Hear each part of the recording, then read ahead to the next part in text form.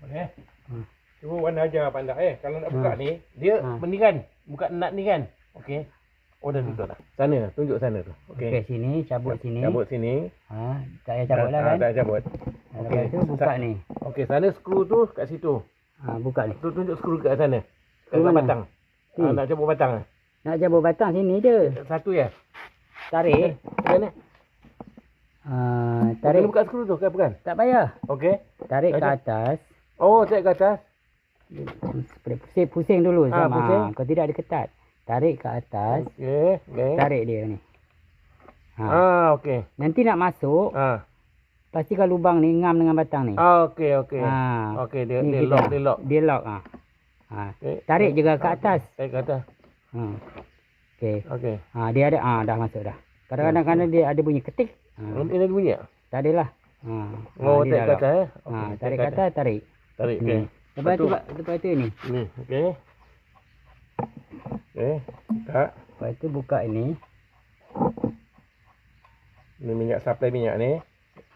Jarum dia. Jarum. Tarik ke atas. Tarik ke atas. Okey. Okey. Dia kotor sikit ni. Okey, cuci. Okey, dia susah start dia. Lepas tu kita bungkus saya. Dah cuci belum? Lepas tu dia dah berkecai ni. Dah kecai? Okey, dah boleh tarik lah. Dah boleh kecai. Okey. Yang ni kita tu supaya jarum tak bengkok, kita balut lah. Kita daur plastik kan. Okey. Okey. Sekarang nak masuk. Nak masuk. Ni longkang kan? Okey, longkang. Longkang dia belah sini. Sebab ada dia punya driver dekat sini. Okey. Mana cari longkang lah dia. Cari longkang. Cari longkang, okey. Tekan masuk. Cari longkang, okey. Pusing-pusing. Ni longkang dia. Kalau longkang dia masuk, dia akan masuk sampai dalam. Okey. Kalau tak kena longkang, contohnya macam ni. Okey. Tak kena longkang. Dia had tu je. Okey. Jangan paksa. Mana kita cari? Cari longkang. Cari longkang, driver. Okey, masuk. Okey, masuk. Okey, ketatkan balik.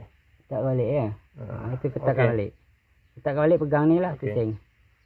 Cara nak menanggalkan batang mesin rumput daripada body. Enjin, daripada enjin. Nanti saya tunjuk ya.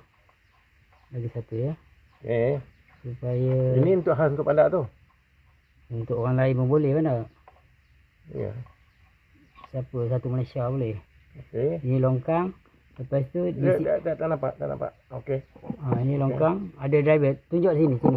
Sini nampak tak ada macam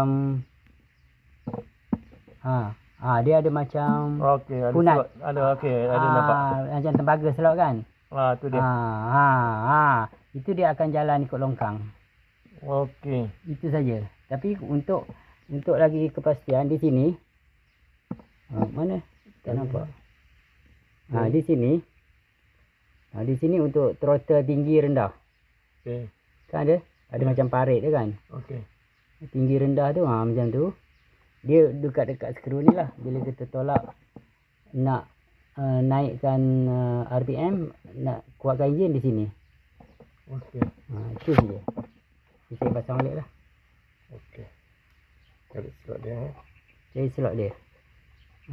Jolok, pusing, colok. Okey. Pusing lah. Ketatkan balik. Ketatkan balik. Kalau pakai plier, jangan kuat sangat. Sebab track dia halus dan mudah pecah.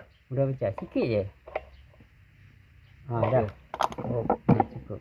Dah tutup balik. Tutup. Itu saja. Mana tutup.